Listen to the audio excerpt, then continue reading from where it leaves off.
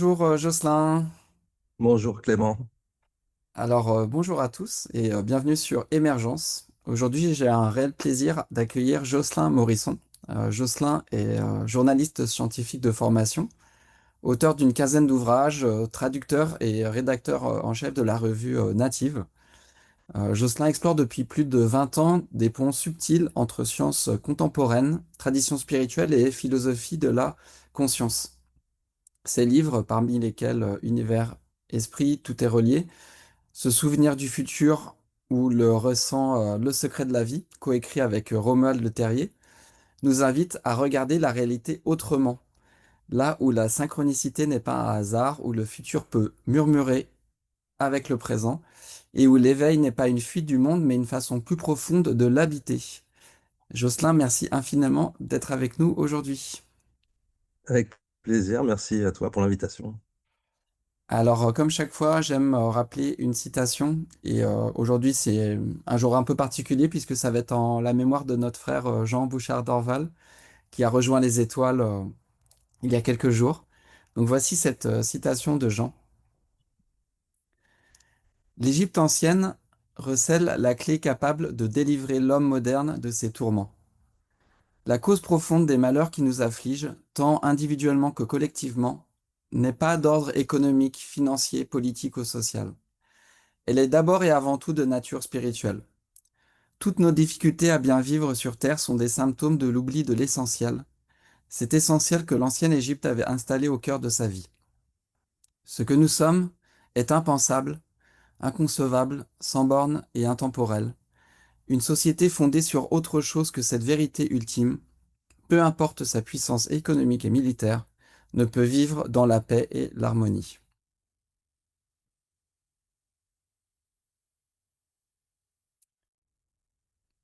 Tu veux dire un truc, Jocelyn?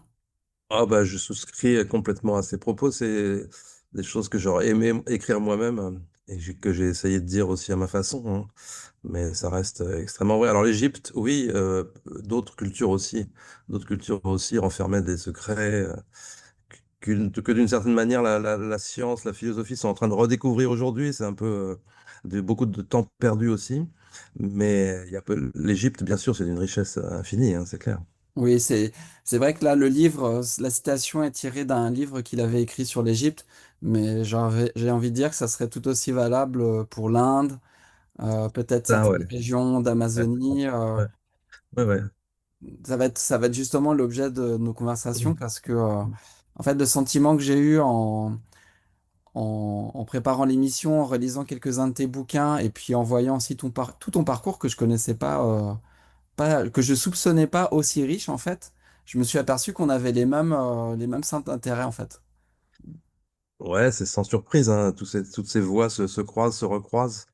Et moi, effectivement, je suis d'abord un journaliste et je parle en tant que journaliste, même en tant qu'auteur. C'est des enquêtes de journaliste que je fais comme auteur, même si je peux me livrer davantage, on va dire. Ça reste un travail de passeur, donc de transmission. Et moi, j'ai cette ouverture, cette culture. Effectivement, ça peut sembler beaucoup, mais ça fait quand même longtemps. Ça fait 30 ans que je bosse sur ces sujets. Donc, j'ai accumulé aussi quand même beaucoup de lectures, d'échanges, d'entretiens, etc. Mais c'est une ouverture à beaucoup de choses et aussi une voix personnelle. Donc, il faut pas que ça rentre en contradiction, bien sûr, mais la voix personnelle elle-même, elle doit être beaucoup plus simple, beaucoup plus épurée, et pas sans arrêt être en train de faire des références à des philosophes ou des grands maîtres. Après, j'essaye de vivre ça de manière harmonieuse, mais il y a quand même ces deux aspects, quoi. Il y a bien sûr cet intérêt que j'ai eu professionnellement pour ces questions-là m'a amené moi-même à vivre la chose de façon expérientielle, comme on dit, quoi, voilà, en première personne, etc.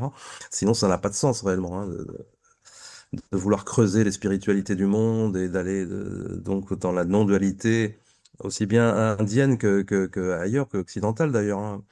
Chez les mystiques, Maître Eckhart, etc., on retrouve des choses dans le soufisme, etc., aussi qui font sens par-delà les cultures. Et bien sûr, certaines cultures ont particulièrement développé des aspects. On parle d'alchimie dans notre dernier livre avec Romuald, donc il y a bien sûr la période de foisonnement médiéval, mais il y a des sources antiques qui sont absolument documentées, quoi. Donc c'est fascinant. Donc voilà, je sais plus à quelle question je répondais, Non, mais mais il y c'était a cet juste ça, aspect, justement, il y a l'aspect, rebondir voilà, professionnel. sur cette diversité Ouais, de témoignages et de, on va dire, de panneaux indicateurs, mais ces panneaux indicateurs pointent une réalité qu'il faut expérimenter, qu'il faut vivre, en fait, qu'il faut retrouver. c'est ça. Ouais, ouais, c'est ça. Puis ça vient avec la maturité aussi, hein, le parcours, en l'occurrence, c'est aussi lié à l'âge, et puis voilà, on essaye de gagner en sagesse, tout simplement, et puis d'être bien, quoi, d'être bien dans sa peau, quoi. Donc oui, Exactement. j'ai de la chance d'avoir pu travailler dans ce domaine-là depuis plusieurs années, tout en ayant quand même gardé un pied pendant longtemps dans la presse sérieuse, on va dire. Euh, En tout cas, la presse mainstream, quoi, de la santé, en l'occurrence pour moi, je bossais dans la santé. Et bien sûr, maintenant, j'ai pu un peu m'émanciper de ça et j'en suis pas mécontent. Mais bon, c'est pas évident de vivre de l'écriture, même journalistique, auteur, traducteur, ça, voilà, ça reste compliqué, hein. Donc aujourd'hui, il y a les outils en plus qui viennent, qui ont tendance à venir de remplacer une partie de ce travail-là. C'est assez terrifiant. Mais en tout cas, la chance, la richesse que j'ai, c'est d'avoir eu toutes ces rencontres et tous ces partages, quoi. Ça, c'est sûr. Ouais, on dirait qu'on rentre dans une époque où on va devoir réinventer notre société, mais aussi se réinventer un peu nous-mêmes, quoi. Ça va très vite. Je lisais, je sais plus dans quel bouquin là, le fait que l'IA nous ait jeté comme ça, sans que personne vraiment n'ait pensé la chose en amont. Bien sûr, bon, il y a eu, il y a eu Terminator, on va dire, c'est peut-être la, la meilleure vision des choses, malheureusement, parce elle est terrifiante aussi. Mais il n'y a pas eu ça n'a pas été pensé avant d'être mis sur le marché comme un truc complètement incontournable. Je parle de l'IA, de l'intelligence artificielle. Donc c'est vrai que cette société, elle débloque complètement, quoi. Je veux dire, non seulement on réfléchit, on n'apprend pas les leçons du passé, mais on n'anticipe même pas les choses qui arrivent comme ça, qui bouleversent. Même de la même façon qu'à l'époque où Internet est arrivé, ça n'avait pas été pensé par le moindre des futurologues. À l'époque, les Alvin Toffler et tous ces mecs-là, on les portait au nu. Et il y a pas un futurologue qui avait vu ce qu'allait être Internet, ce qu'allait devenir Internet, et puis les réseaux sociaux, etc. Donc vraiment, c'est- autant se passer de ce genre de prophétie, quoi. Et on est effectivement amené à devoir réfléchir très vite et à convoquer. Le problème, c'est toujours ça, c'est que on est très par discipline, notamment en France. Donc ça va être les philosophes d'un côté, les scientifiques de l'autre, les neuroscientifiques, et puis la société civile. Enfin bon, voilà, ça fait partie en tout cas des débats importants qu'on doit avoir, hein, parce que c'est vrai que c'est des outils qui nous dépassent, qui vont plus vite que nous, quoi. Ouais, moi je crois que les gens très intéressants, souvent, ça va être les auteurs de SF, qui souvent, Oui, les artistes qui, en fait, intuitivement vont capter des choses, des signaux faibles, finalement, bien avant les spécialistes. c'est Et, juste, ouais. et Dans la c'est SF, il y a tout, ouais. il y a de tout et des gens d'une intelligence absolument Mhm. extraordinaire. Mhm. Là, j'étais en train de relire des trucs que Philippe Cadic avait écrits. Et d'ailleurs, il a Oui, eu des passages très mystiques. Donc, il a complètement. aussi fait ce cheminement d'aller de la science Mystique, à la puissance. psychédélique, je crois aussi, Oui, mais ça se rejoint de toute façon. Il y a le Maître du Haut Château là qui ressort sur Netflix, donc c'est une de c'est une des séries qui a été adaptée d'une de ces nouvelles et qui doit être vachement bien.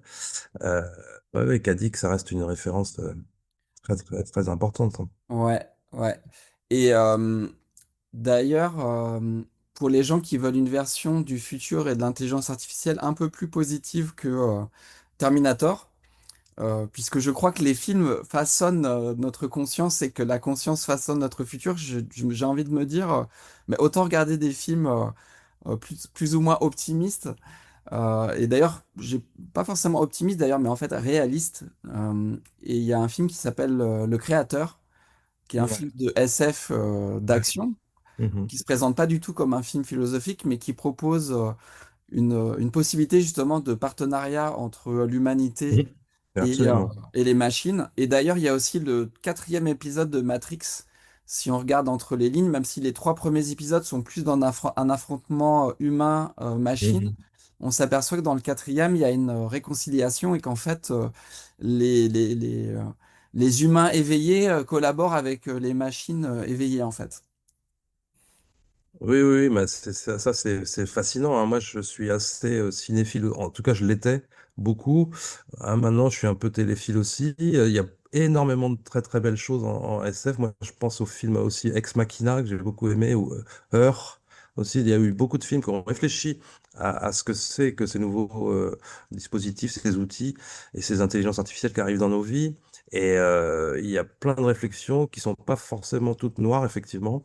Euh, En tout cas, c'est une réflexion sur notre humanité, quoi. Qu'est-ce que c'est, qu'est-ce que l'humain? Qu'est-ce que c'est que notre véritable nature? Et on en parle dans notre bouquin aussi avec Romuald, hein. Il y a un chapitre sur le transhumanisme et puis cette volonté de vivre éternellement chez des gens qui sont complètement attachés à la matérialité du monde et du corps et qui veulent se faire congeler et qui font appel à tout ce qu'on appelle la médecine régénérative, etc. Qui, par ailleurs, fait des progrès tout à fait intéressants, hein, pour plein de choses et plein de bonnes raisons. Mais il y a des gens qui sont obsédés par ça, par la survie de leur corps et de leur bien-être matériel. Et ça, on le dénonce comme bien sûr, comme une illusion. Et aujourd'hui, on a l'impression que ça reste une espèce d'élite complètement coupée de la réalité, quoi. Mais je pense que dans les élites aussi, chez les puissants, il y a aussi des gens qui ont une vision beaucoup plus spirituelle et peut-être mystique des choses, mais les transhumanistes, eux, ils se voient comme une espèce de religion, hein, de toute façon. Et ça, c'est assumé, hein. C'est une religion matérialiste extrême. Et je sais pas combien de personnes ça représente. Mais aux États-Unis, c'est un mouvement qui est puissant, quoi, hein. Et surtout, voilà, ils sont dans des postes aussi de décision dans les grandes boîtes, etc., donc de la tech. Et il y a un côté très effrayant. Après, voilà, tout le monde n'est pas obligé de souscrire à cette vision-là du futur. C'est ce qu'on propose, bien sûr, avec Romuald, aller vers une forme de vie en paix, simplement avec soi-même, avec les autres, avec le monde, quoi, hein. C'est pas plus compliqué que ça, finalement, la spiritualité. C'est pour ça que ça doit se ramener à un chemin très simple, avec beaucoup d'ouverture au moment présent. Voilà, c'est pour ça que tous ces enseignements de non-duel sont tout à fait fascinants et restent complètement valides aujourd'hui, notamment parce qu'on est dans cette espèce d'accélération aussi, hein, de tout, hein. Tout va très vite, l'information, etc. La politique, ça devient absolument n'importe quoi. Donc on a l'impression d'un monde qui s'écroule. Et dans le domaine des sciences, pour enchaîner, hein, Clément, si tu Ah, veux, vas-y, vas-y.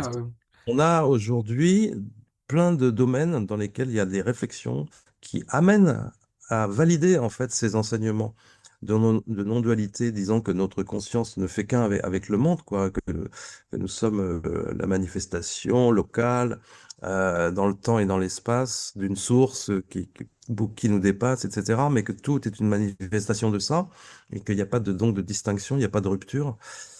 La science nous amène à avoir cette vision-là des choses en physique quantique. Il y a l'aspect relationnalité de tout, tout est relation. On nous dit, en fait, il n'y a pas de matière finalement, mais à l'échelle infinitésimale, on arrive à un réseau de relations. Et dans ce réseau de relations, il y a la conscience de l'observateur.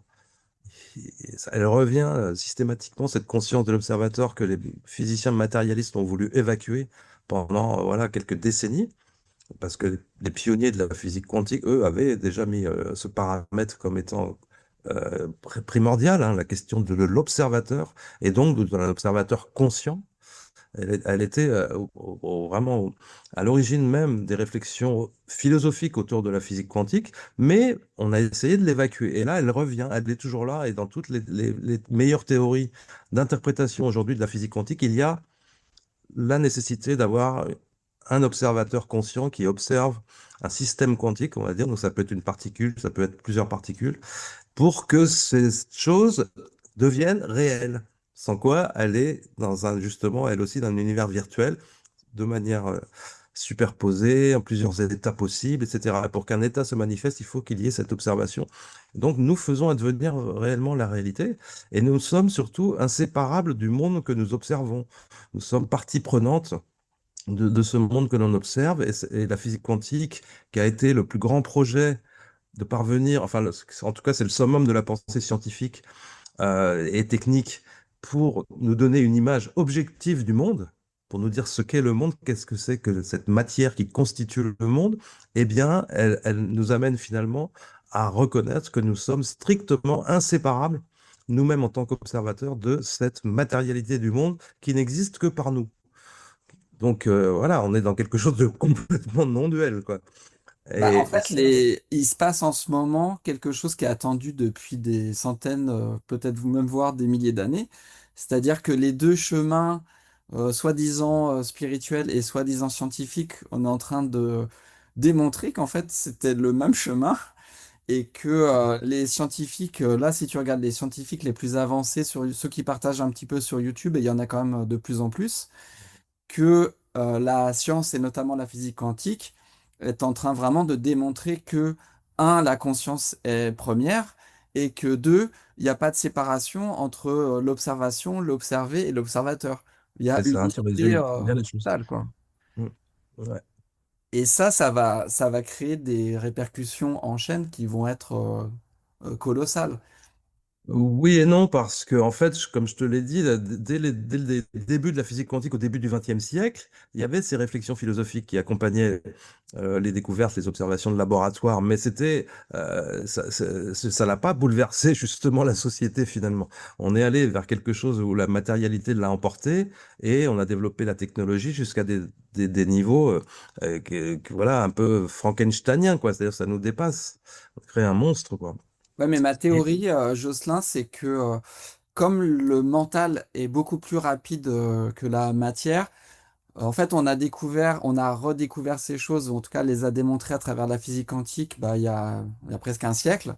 Ouais. Et le temps que ça infuse, tu sais, dans les réseaux Oui, universitaires, oui. Sûr. dans le grand public à travers la vulgarisation, puis ensuite, on va dire, dans notre matérialité, il Ouais. faut énormément de temps. Et, C'est sûr. mais c'est en train de se faire. Et tiens, pour revenir aussi sur les délires transhumanistes, à une réflexion que je me faisais avec un pote il y a quelques temps quand on regardait ce qu'ils étaient en train d'essayer de mettre en place avec des moyens énormes.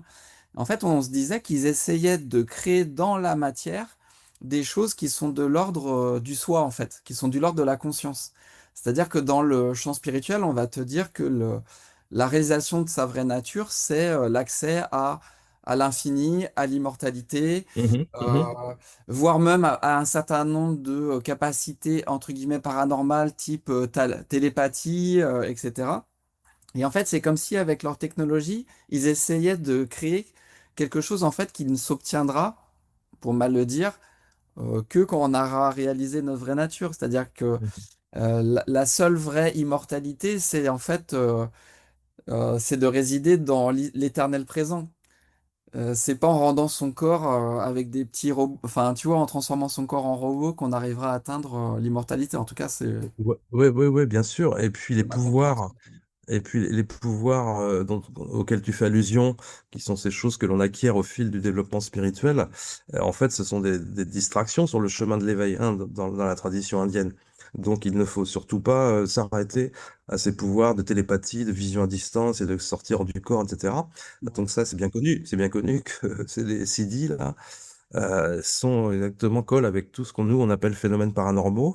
Donc, Ouais. il y a eu des travaux là-dessus aux États-Unis. Dean Radin a fait plusieurs bouquins là-dessus qui sont super. Ouais, même Euh, Dan Brown qui avait écrit Le symbole perdu, justement, où il parlait oui, ouais, de ça. ouais, il parle des sciences noétiques. Alors là, comme c'est un roman, par contre, il prend quand même pas mal de liberté et il paraît que c'est pas super réussi, mais bon. Mais en tout cas, oui, il partait d'une réalité qui est l'Institut des sciences noétiques aux États-Unis, qui est dans je sais plus quel état, et où bah voilà, c'est Edgar Mitchell, en fait, ex-astronaute, hein, qui a fondé ce centre de recherche alternatif, on va dire. Mais ils produisent des résultats, ils produisent des travaux intéressants, ils produisent de la documentation et des conférences et tout ça. Ouais. Qu'est-ce qui t'a fait basculer, toi, entre guillemets, Jocelyn, de journaliste scientifique Mm. à explorateur de la conscience, et puis même aujourd'hui, comme tu le fais, faire la préface d'un Swami qui parle de non-dualité. Mhm. Euh, D'ailleurs, pour l'anecdote, il y a quelques jours, justement, j'interviewais Swamiji, Swami Pramod Chetan Udasin, pour son livre qui sort Révéler le maître intérieur et que tu as préfacé. Mhm. Donc, comment toi tu as basculé du journaliste scientifique à la non-dualité? Ben, écoute, journaliste scientifique, je continue à l'être en fait, si tu veux, tu vois. Mais effectivement, j'ai eu cette ouverture. Euh, le premier point, moi, de bascule, c'est la découverte des expériences de mort imminente. quand je commençais en fait à travailler comme journaliste dans le monde de la santé, donc dans le monde bien sérieux et voilà, et qu'on connaît bien Mhm. de la santé, et qui est très riche en même temps et très intéressant. Et j'ai découvert les expériences de mort imminente et là, ça a ouvert un truc, ça a ravivé des souvenirs d'enfance aussi, d'expériences que j'avais vécues quand j'étais petit, des rêves lucides, des choses comme ça. Et donc, c'est ça qui m'a amené à m'intéresser au phénomène inexpliqué, puis à la spiritualité, parce que ces sujets amènent justement aux spiritualités. Et là, j'ai collaboré avec le monde des religions aussi, puis moi, j'ai appris au fil des années beaucoup de choses, quoi, hein, parce que j'avais une formation en sciences de la vie, mais voilà, tout ce qui est philo, sciences humaines, j'étais pas spécialement branché, quoi. Donc, il a fallu rattraper un peu tout ça, lire aussi pas mal de philo. Et la non-dualité, c'est venu parce que on m'a confié un sujet à faire, un dossier à faire pour à l'époque Nexus, hein, avec qui je collaborais. Et ça m'a fasciné en fait de découvrir. J'avais bien sûr déjà entendu parler de non-dualité, mais là, c'était sur les nouveaux enseignants qui émergeaient à l'époque, Massaro et puis Jeff Foster, etc. Donc des gens qui ont été controversés par la suite aussi. Et d'autres qui continuent à être tout à fait respectés comme Foster, je pense. Ouais, tout à fait, oui. C'était une découverte pour moi je suis allé aux sources et là j'ai pu rencontrer des gens comme José Leroy. C'est lui qui m'a fait la synthèse vraiment du truc parce que voilà, j'avais vu qu'il était à la fois ingénieur et prof de philo, agrégé de philo. Donc pour moi, c'était aussi une base, quoi. Donc ça, c'était parfait. Il est parfait, José, pour ça. Je pense que tu le connais. Oui, puis il s'occupe d'une maison d'édition Voilà. qui publie beaucoup de références Il dans le dirige domaine. Almora, ouais, il dirige Almora au sein du groupe Très Daniel et bien sûr, il publie ces textes-là, des textes indiens et tout ça. Et donc, lui m'a permis de défricher le truc. Et puis, j'ai fait une enquête pendant quelques mois. J'ai rencontré des personnalités de ce monde-là, un petit peu aussi. Et puis, je suis allé, moi, j'ai eu envie ensuite de remonter à la source, quoi, hein, d'aller jusqu'à Shankara, quoi, d'aller dans l'Advaita Vedanta. Donc, Ramakrishna, Vivekananda, j'ai lu les biographies, j'ai lu les parcours de ces mecs-là. C'est absolument fascinant. Et bien sûr, Shankara. Il y a une très très belle biographie de Michel Hulin, je crois, que j'ai vraiment adoré.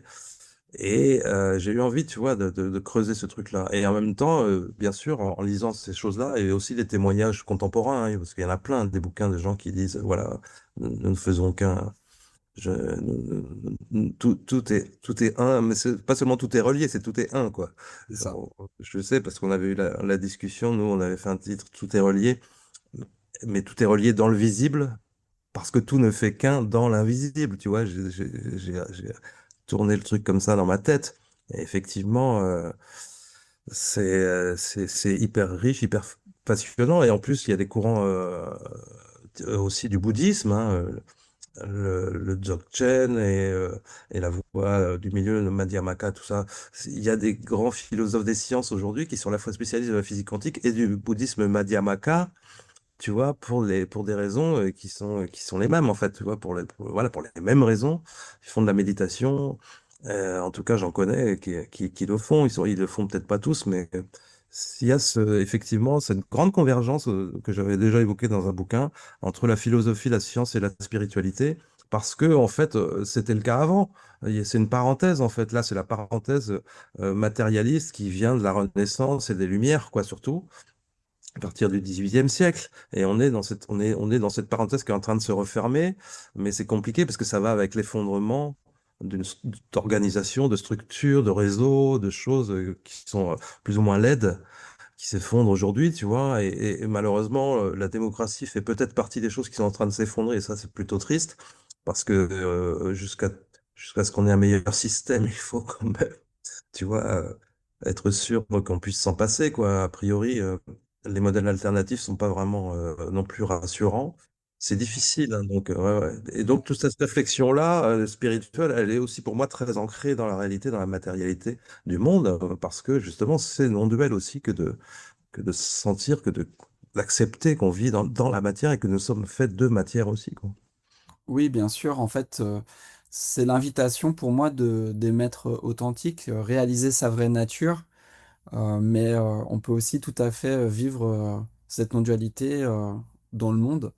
Même si bien sûr il y aura toujours aussi une minorité qui se retirera. Ouais. Moi, un de mes enseignants marquants, c'est une, euh, une incarnation divine, je sais pas comment l'appeler, un avatar indien qui s'appelle Ama. Et elle disait toujours, après que tu as réalisé ta vraie nature, en fait, tu as le choix, soit tu te retires dans les montagnes de l'Himalaya et tu passes tes journées à méditer, soit finalement tu reviens dans le monde Mhm. et tu transmets ce que tu es Mhm. Mhm. de la façon dont ça se présente, quoi. Et Mhm. quand tu parles aussi de lien entre la science et la spiritualité, donc elle est basée dans le Kerala et juste à côté d'elle, il y a une université qu'elle avait fondée il y a quelques années. Ils sont très en avance en Inde, en tout cas, sur tout ce qui est intelligence artificielle, recherche. Et c'est assez rigolo parce que quand tu connais un peu les gens qui traînent dans l'ashram, tu vois qu'il y a des types qui ont genre 4 ou 5 PhD en physique, en intelligence artificielle, etc. Ils n'arrêtent pas de demander à Amma. Ils lui demandent finalement comment ça se passe, comment ça marche, et elle leur donne des tuyaux pour avancer leurs recherches, pour répondre à certains trucs. C'est assez intéressant de voir ça en Ah, direct, quoi. Et ouais, c'est génial. ouais, ouais, et ça se passait d'ailleurs depuis longtemps parce qu'un truc que j'avais découvert aussi à un moment en explorant la vie de Swami Vivekananda dont tu parlais tout à l'heure, c'est qu'il y avait eu des rencontres entre Swami Vivekananda et Nikola Tesla, par exemple. Bien sûr. Il est allé aux États-Unis, il a fait pendant des mois et des mois de conférences dans le cadre, je me rappelle plus à l'époque, d'un rassemblement des religions du Ouais, monde, c'était le de l'Église. Parlement mondial des religions. Parlement mondial des religions, c'est absolument étonnant de lire ça, hein, ce parcours, hein. Ouais. Tu as aussi exploré les traditions un peu plus chamaniques. Ouais, Alors, alors, il faut quand même que je dise à propos du Swami Pramod Chetan ah, Udasin, vas-y. parce que j'ai pas enchaîné avec ta question, mais c'est vrai que pourquoi j'ai finalement fait la préface de son bouquin, eh ben, on s'est rencontrés figure-toi, sur un événement qui était organisé par les Rose-Croix d'Or. Dans le sud de la France. On participe au même colloque. Moi, j'ai parlé un peu de non-dualité dans ma conférence et lui, il était là et donc, bien sûr, on a parlé un peu, on a échangé, quoi. Et effectivement, lui, il représente celui qui a été le renonçant, le sannyasine, pendant plusieurs années, hein. Il a parcouru l'Inde et ensuite, effectivement, il revient et il choisit de transmettre. Il y a là, c'est assez codifié quand même dans la tradition indienne elle-même. Ouais. Effectivement, les comportements, voilà, sont complètement codifiés. Mais aujourd'hui, il y a aussi beaucoup d'enseignants, et même, je crois, des gens comme Ramana Maharshi, tout ça le disaient, qu'on pouvait effectivement vivre dans le monde, pleinement dans le monde, sans se retirer, voilà, dans une grotte ou dans un monastère, parce que il y a aussi besoin d'amener cette étincelle-là partout autour de nous, quoi, hein, à l'école, sur les chantiers, partout, quoi. Ouais. Bah, ce qui se découvre, en fait, dans cette réalisation, souvent, c'est une grande compassion.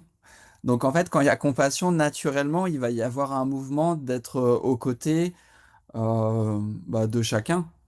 Et Oui. donc c'est vrai que être tout seul à méditer dans sa cave, alors encore une fois, on dit souvent en Inde que les grands méditants, ils aident aussi en fait le Ouais, monde à leur ouais, façon. ouais, bien sûr. Mais c'est vrai que naturellement, j'ai l'impression qu'il y a un retour à cette spiritualité incarnée dans le corps, mais aussi du coup dans la société. Et je trouve Ouais. que les enseignants aujourd'hui les plus influents, pardon, influents, ça je sais pas, mais en tout cas les plus Mhm. intéressants, bah, tu parlais de Jeff Foster, Mhm. on peut parler de Hama, on peut parler de Pierre et Gérald. C'est vraiment des partages qui pointent dans cette direction en tout cas. Ouais, ouais, ouais, c'est N'exclut ça. surtout pas, quoi. Contrairement à Ouais. Tyankaracharya, justement, qui était vraiment une traduction archi-monastique, etc. Mais Ah. il semblerait que même si le soi est éternel, les façons de le vivre peut-être évoluent aussi, quoi. Ben oui, de toute façon, puis par définition, c'est infini, quoi. Les possibilités sont infinies. Ouais. Ouais. Et justement, moi, j'ai eu aussi cette réflexion ensuite, tu vois, de revenir à l'individu. Et j'ai trouvé des bonnes références aussi chez Tim Freck, que José Leroy a édité aussi, je crois. Tim Freck, c'est un Anglais. Et il a eu cette réflexion sur, effectivement, bon, d'accord, il y a cet absolu avec lequel nous ne faisons qu'un, etc. Mais alors, pourquoi est-ce qu'on est individué? Pourquoi est-ce qu'on est individualisé? Qu'est-ce que ça veut dire? Il y a cette réflexion-là chez Jung aussi, sur l'individuation qui est hyper riche. Et ça m'a intéressé de découvrir des références, par exemple, dans les dialogues avec l'ange, qui est une référence assez mythique, mais que plein de gens ne connaissent pas finalement du tout, ou très peu. Et il y a plein de passages sur l'individu et la personne. Et la personne, en fait, est un trésor. Et le fait que nous soyons tous effectivement différents dans nos apparences et dans nos attitudes et dans nos façons de penser et d'agir et tout, en fait, on est différents à tous les points de vue. Ben, même deux jumeaux qui se ressemblent ne se comportent pas exactement de la même façon. Et donc, cette différence, elle est justifiée par le fait que c'est euh, toutes les possibilités de s'exprimer de la source, on va dire, qui doivent trouver ces voies-là. Bon, parce que justement c'est infini, c'est ça le propre de la créativité, pardon, c'est d'avoir des possibilités infinies. Donc on doit embrasser cette singularité parce que c'est un trésor. Et dans les dialogues avec Planche, j'ai dit à plusieurs reprises que on a tendance, quand on est dans une voie spirituelle, à mépriser la personne, et ça a été le cas dans des écoles aussi, y compris dans la voie chrétienne où il s'agissait de mortifier le corps, hein, en particulier. Mais le corps, la personne et l'ego, ensuite, dans les traditions indiennes, étaient l'ennemi. Donc, tout ça, ça demande à être relativisé parce que, bien sûr, il y a une vérité là-dedans sur le fait que l'ego ne doit pas être le maître, mais qu'il doit être le serviteur, etc. Ça reste vrai. Mais l'ego est nécessaire, il a aussi cette euh, faculté de nous singulariser. Si on le superpose à la notion du moi en psychologie, eh bien, on peut manifester le soi tout en ayant aussi un moi qui reste présent. Après, dans l'expérience spirituelle elle-même, c'est différent. Les gens, effectivement, il y a des êtres réalisés, on va dire, où effectivement, il n'y a plus d'ego, il n'y a plus de moi. Je pense que ça reste exceptionnel, mais on peut vivre aussi l'éveil, en tout cas des expériences d'éveil, et puis un éveil peut-être plus établi ensuite. Là, il y a des controverses sur qu'est-ce que c'est vraiment l'éveil. Je ne sais pas ce que tu en penses, mais tout le monde n'est pas complètement d'accord. Moi, j'ai tendance à souscrire à ce que dit quelqu'un comme José Leroy, qui nous dit que l'éveil, il est absolument pour tout le monde et que c'est pas compliqué. Au contraire, c'est justement parce que c'est trop simple que puis finalement plein de gens n'accèdent pas à cet état, hein, qui doit être un état, qui ne doit pas être juste être un moment fugace. Ouais, Et il y a même des gens. après, il y a toutes les histoires de vocabulaire et tout, mais José, C'est ça. je suis assez d'accord avec ce que dit José. Donc, pour moi, l'éveil, c'est pas un état, donc c'est notre vraie nature. Parce qu'elle est vraie, elle ne fluctue pas. Et en fait, les choses qui fluctuent, c'est des manifestations à l'intérieur de cet état. Donc, c'est ce qu'on va appeler le personnage. Donc, par exemple, le personnage Clément, il est Oui. né, il grandit, il vieillit. À un moment, ça sera un petit morceau de squelette, mais la conscience qui accueille ça, elle ne bouge absolument pas. Et on va Oui, dire, je suis d'accord. Bien l'éveil, sûr. c'est une compréhension, on va dire, un peu transcendante de cette réalité, et la Ouais, réalisation, c'est l'établissement dans cette réalité. c'est ça. Et C'est en ça. général, il y a des mouvements de va-et-vient jusqu'à ce qu'à un moment, ça stabilise complètement. Ouais. Et la stabilité suprême, ultime, elle est quand même relativement rare. On Mhm. peut la voir justement chez des gens qu'on va appeler voilà, des maîtres réalisés ou des C'est ça. sadhgurus en Inde. Ouais. Mais par contre, on peut euh, jouir, j'ai envie de dire, on peut goûter notre vraie nature. On n'a pas besoin d'attendre d'être complètement réalisé pour goûter notre C'est vraie ça. nature. Donc c'est ça qui est chouette Absolument. aussi, puisqu'en fait, elle est déjà disponible ici et maintenant. Il y a juste à réaliser que justement, on n'est pas le personnage, on n'est pas le mental, on n'est pas le corps. Et c'est Alors, ça qui arrive.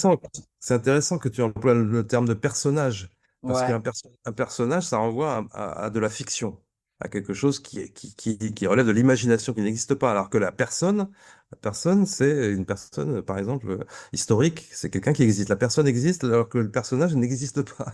ouais, Donc là, après vous encore jouez une sur les fois, je mots. pense, ouais, ouais, je Donc, pense que chacun enfin, par exemple, ça vient aussi du propre cheminement de Clément, on va dire, et c'est des notions qui m'avaient permis de clarifier, parce que justement, il y avait tous ces paradoxes en mode, mais attends, je suis pas le corps, et en même temps, j'ai l'impression que je suis le corps. Mhm. Et donc, tu, chacun, je pense, fait un peu sa cuisine en fonction des enseignements Ouais, qu'il a bien sûr, reçus, qu'il sûrement. a lus, mais c'est des choses qui permettent de lever des malentendus en fait. Et le grand malentendu, c'est je suis la personne qui contrôle la vie de Clément en fait. Et ça, Ouais. c'est pas vrai.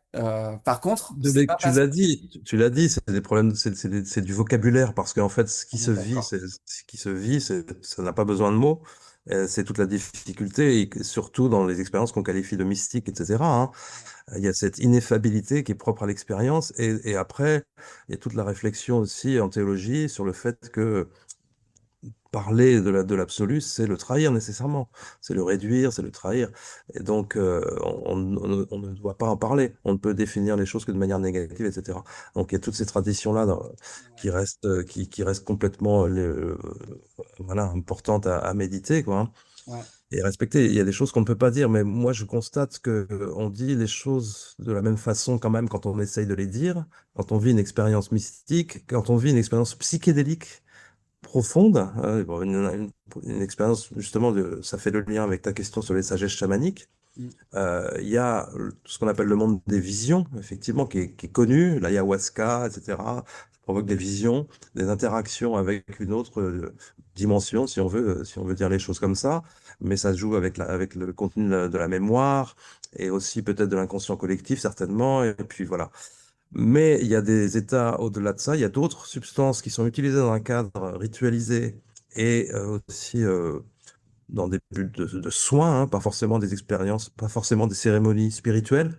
Mais il y a une substance qui est plus forte que l'ayahuasca et qui aujourd'hui commence à être connue et qui est étudiée par des neuroscientifiques. Et le truc, c'est directement conscience pure, félicité suprême dans l'équivalent du vocabulaire indien. Hein, si tu sais, ça va être Nirvikalpa Samadhi, je sais pas quoi, et puis voilà, félicité suprême. Et ça, et c'est le rapprochement, il est directement fait. Donc il y a une espèce de raccourci en fait aujourd'hui. Tu vois, on peut prendre ce raccourci des psychédéliques. Alors évidemment, c'est absolument pas à conseiller parce que ça doit se faire dans un cadre contrôlé. Et le retour des psychédéliques aujourd'hui, il est intéressant que s'il est encadré par des psychothérapeutes en l'occurrence. Mais c'est pour dire que ces expériences existent et sont décrites depuis la nuit des temps, quoi. ouais.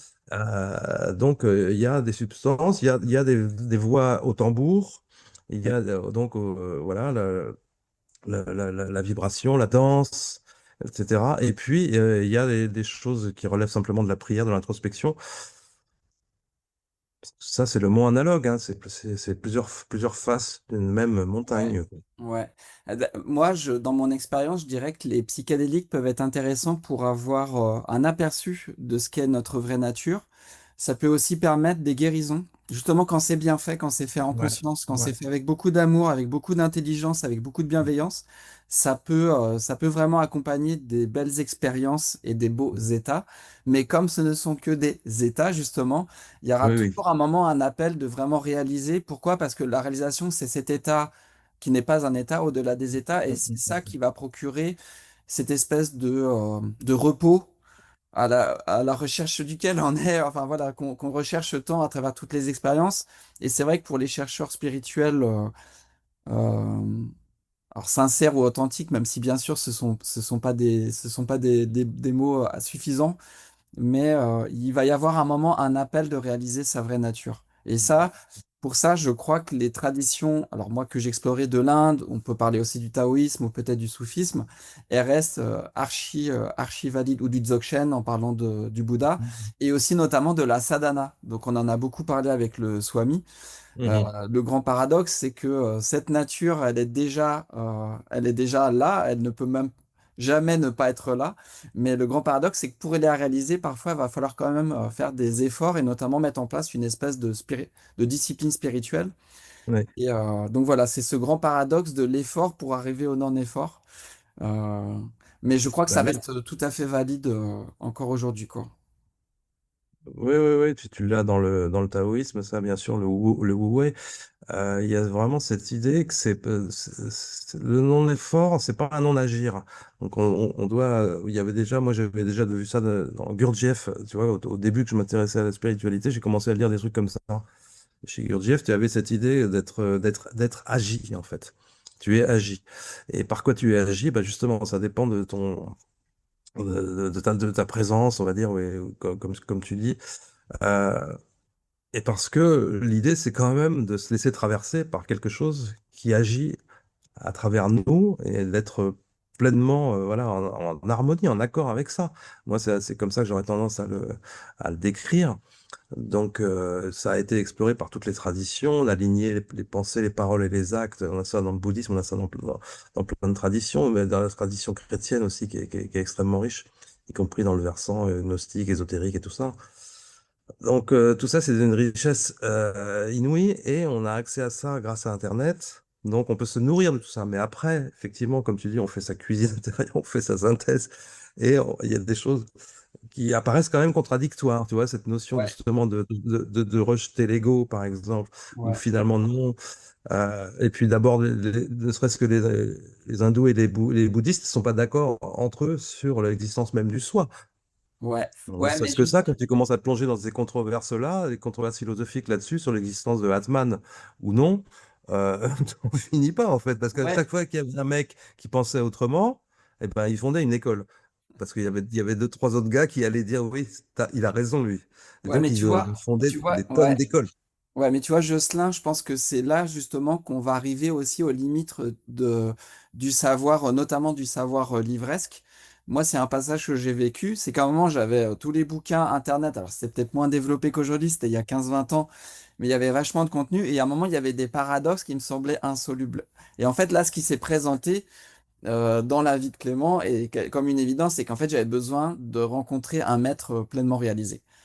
Et en fait, c'est dans la rencontre avec ce maître et dans Mhm. la fréquentation assidue de cet être réalisé que justement les paradoxes, toutes les réponses, en tout cas aux questions principales, ont été trouvées. Ouais, C'est-à-dire que magnifique. intellectuellement, il n'y avait pas de résolution. Par contre, dans la vie Eh oui. de cet être, ah oui, là, c'était résolu. Ah oui, c'est ça la compassion. Ah oui, c'est ça le oui ou Mhm. ouais, ou ce qu'on appelle le nishkama karma dans l'hindouisme. Mhm.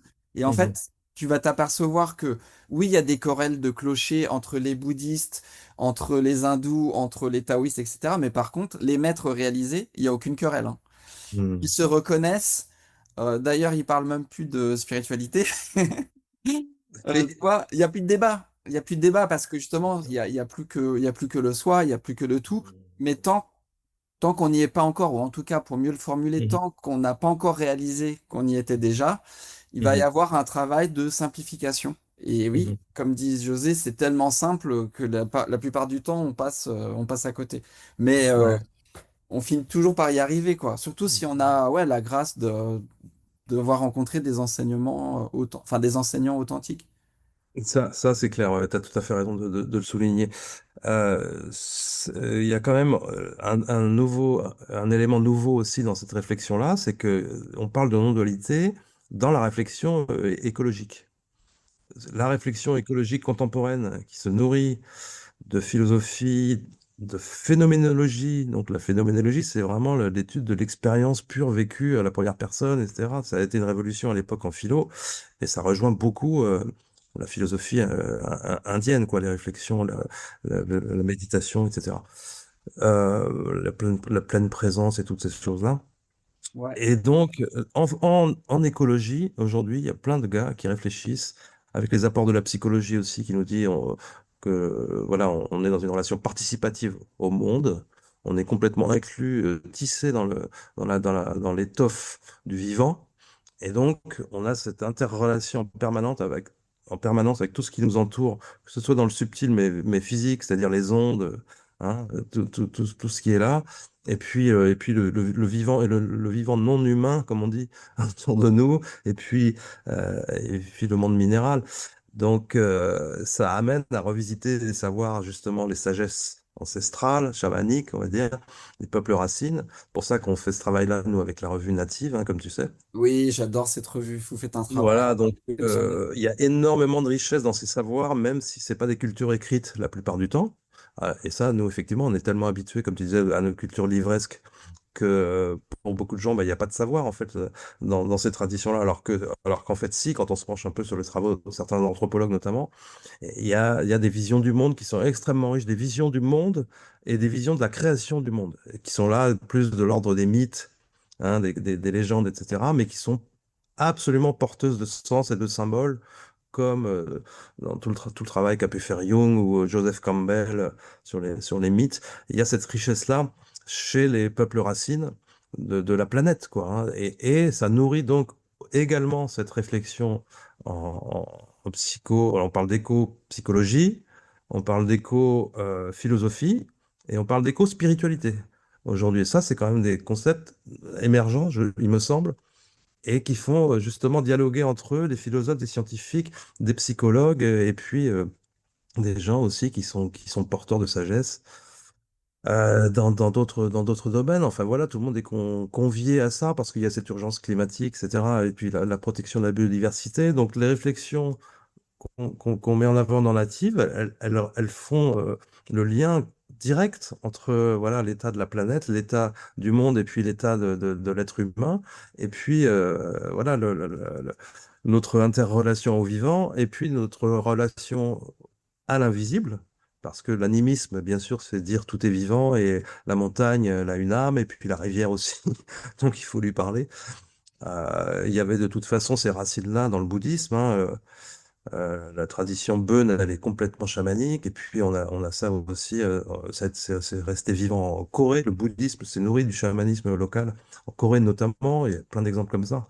Donc, je trouve ça hyper intéressant que c'est là, à nouveau, qu'il y ait ce dialogue extrêmement fécond pour repenser une écologie qui soit plus une écologie politique, comme on le voit aujourd'hui, mais une écologie vraiment participative pour le coup. Et pas seulement parce qu'on va trier ses déchets, quoi, mais vraiment avoir une autre vision notre vision du vivant. Ça change tout, quoi. Arrêter de se voir séparé du vivant. C'est ce que nous dit la physique quantique, et comme par hasard, c'est exactement c'est ce que disent tous les peuples natifs qui, contrairement à ce qu'on croit, moi je crois que tous ces peuples-là, c'est des peuples qui sont beaucoup plus avancés que nous, puisqu'en fait, ils ont déjà développé les modes de vie résilients, ils ont des Oui, spiritualités qui sont cohérentes. Enfin, tu vois, je ouais, pense que... ouais, ouais. Après, il y a plein de choses qui peuvent nous envier, hein. Il y a une part de la technologie qui peuvent nous envier. Et chez les jeunes générations, c'est compliqué, hein, parce qu'ils veulent aussi un téléphone portable et ce genre de choses, Oui, hein. bien sûr. Donc, il y a tous les cas de figure. Il y a quand même ceux qui vivent encore de manière très traditionnelle, qui sont de moins en moins nombreux. Mais sinon, on parle quand même de près d'un demi-milliard de personnes, hein, si on parle de peuples autochtones. Tu vois, des gens qui se revendiquent d'une filiation autochtone et qui ont l'étiquette, on va dire, c'est presque un demi-milliard de personnes, 500 millions. Donc, c'est quand même énorme. Et donc, il y a cette volonté d'aller vers la modernité et d'autres, pas nécessairement, de vouloir préserver les savoirs traditionnels. Mais c'est sûr qu'à petite échelle, c'est plus facile qu'à grande échelle. Donc, quand on a commencé à faire des États-nations, bien sûr, c'était plus possible. Et là, on a inventé la politique. Et aujourd'hui, la façon dominante de faire de la politique, c'est encore quelque chose de complètement pyramidal. Et puis bon, le multilatéralisme et tout ça là, c'est mort. Mais eux, chez les peuples racines, il y a des réflexions qui sont hyper utiles pour repenser la politique. Et notamment dans le rapport à l'autre, dans l'acceptation de la différence de point de vue, tu vois, dans l'accueil de la parole de l'autre, dans l'accueil de l'autre, il y a des ressources magique pour transformer la façon de faire de la politique. Et ils l'ont mis en place dans certains endroits, notamment dans le cadre de la révolution du Chiapas au Mexique, qui a commencé dans les années 90, Et qui est au les départ une zapatistes, lutte. quoi. Voilà, les apatistes, c'est une lutte armée au départ qui est devenue ensuite un combat politique. Et il y a toutes ces valeurs-là, en fait, sur l'accueil de l'autre et du coup, la façon de débattre et de s'entendre pour faire des projets, quoi. Et au départ, c'est un rejet des multinationales américaines et de l'accord de libre-échange, de l'ALENA ou je sais pas quoi. Au départ, c'est une revendication purement politique contre un accord de libre-échange, comme on vient encore d'en signer, tu vois. Donc il y a tout ça pour dire qu'il y a d'autres façons de faire de la politique qui sont viables et qui peuvent régénérer de la démocratie et voilà, en justement s'appuyant aussi sur notre relation au monde qui nous entoure. Et c'est hyper encourageant. Il faut absolument que ça prenne de l'ampleur, quoi. Pour ça, j'en parle. Bah justement, c'est ce que j'avais envie de dire, c'est-à-dire que là, aujourd'hui, je crois qu'on a aussi ouvert pas mal de portes qui sont à explorer, qui sont en reliance de toute façon avec un chemin spirituel, quel que soit le nom qu'on lui donne, ou un chemin bah, je l'espère en tout cas de tout mon cœur, un chemin de réalisation de notre vraie nature. Je crois que ça passe par là. Ama dit souvent, le jour où les humains auront trouvé la paix du mental, bah, la nature aussi retrouvera la paix. Il y a pas de séparation. Et on sera beaucoup moins glouton probablement quand on aura redécouvert notre vraie nature. On aura moins besoin de se gaver Oui, bien de la sûr. création. Donc ça se résoudra beaucoup de cette façon-là. Donc l'idée aujourd'hui, c'était, je crois, bah, d'ouvrir des portes avec Jocelyn, à travers les nombreux livres que tu as pu écrire, les articles que tu continues d'écrire dans Native. Donc voilà, j'invite vraiment les gens soit à revenir vers tes ouvrages, soit voilà, à te contacter. Et d'ailleurs, je crois que tu commences toi-même à partager parce que tu vas organiser des rendez-vous, il me semble, dans les Ah, prochains alors écoute, jours, dans les je prochains participe à des mois. conférences. J'ai un premier atelier qui va se faire en Belgique. C'est le 28 mars. Donc ça, c'est des amis qui m'ont proposé de faire un atelier pour ceux qui veulent approfondir le truc avec moi dans un truc très dialogué et participatif pour le coup. Ok, Voilà, excellent. c'est Être Plus qui organise ça. Ah, c'est des copains. Euh, Tu leur... c'est des amis. Ouais. Ouais, ouais, tu les connais bien. Non, on a un beau colloque le 14 mars à Toulouse. Il reste quelques places, si ça vous intéresse. Il y aura plein Sur quel d'amis. thème, Jocelyn? C'est sur l'invisible, quand l'invisible défie la science. Donc tout ça, c'est des titres un peu prétextes pour parler de spiritualité, de science, de physique, voilà, de rétrocausalité, parce qu'il y aura Philippe Guillemont, il y aura Romuald Le Terrier, il y Génial. aura aussi Patrice Van Hersel, et puis plein de choses. On parlera aussi même d'ufologie. C'est une réflexion sur tous ces domaines qui font, voilà, qui font frémir la vision matérialiste du monde, parce que ce sont des phénomènes aux marges, hein. En anglais, on dit fringe, et voilà, et c'est de plus en plus fort quand même la pression qu'exercent tous ces phénomènes inexpliqués sur l'explication strictement matérialiste Ouais. du monde et du fonctionnement humain. Donc on fait beaucoup de colloques comme ça avec nos amis C'est de Vertical chouette. Project. Moi, je t'avais pas dit, mais j'ai un peu commencé comme toi, c'est-à-dire que quand j'ai découvert les sorties hors du corps et que j'ai réalisé que c'était réel, que c'était pas un mythe, je me suis dit, il y a un truc qui va pas dans l'explication rationnelle du monde. C'est pas C'est clair. possible. Il y a forcément autre chose, quoi. Et c'est finalement la recherche spirituelle, elle a aussi démarré là-dessus. Donc, je trouve ça vraiment super d'organiser des colloques parce que les âmes sont appelées par ces sujets-là sûrement pour aller explorer ça, mais même éventuellement aller au-delà dans un chemin spirituel, ouais. Donc merci à vous d'organiser toutes ces choses-là, quoi. Ouais, écoute, il y a des belles choses qui se font régulièrement, plusieurs événements sur l'année. Avec Native aussi, on fait des rencontres avec des autochtones qui viennent de chez eux ou bien qui sont dans nos régions pour différentes raisons, parce qu'ils se déplacent aussi et qui viennent nous parler de leur tradition. On a une chamane Sami, de ce qu'on appelle la Laponie, donc, tu vois, donc du peuple Sami du Nord, éleveuse de rennes et tout ça. On a une chamane de Sibérie, enfin de la République de Touva. Donc c'est la tradition même du chamanisme. Et d'autres qui viennent d'Amérique du Sud, Brésil, Bolivie, etc. Donc, et on a un parrain africain aussi, du Gabon, qui est un maître de l'iboga. On parlait tout à l'heure d'ayahuasca, là, l'iboga, c'est presque l'équivalent, en Ouais, tout cas culturellement. ouais. Donc c'est avec Native, on fait des belles rencontres, ouais. On fait des belles choses aussi, en plus petit comité. Ok. Ou alors des événements avec quelques têtes d'affiche pour essayer de faire entrer un peu d'argent dans les caisses parce qu'on on a du mal à boucler les fins de mois avec Native, mais on fait une revue dont on est fier, on va dire. Et en tout cas, on est content de la faire. Ouais, d'ailleurs, c'est une invitation aussi aux spectateurs à découvrir cette revue si ce n'est pas encore fait.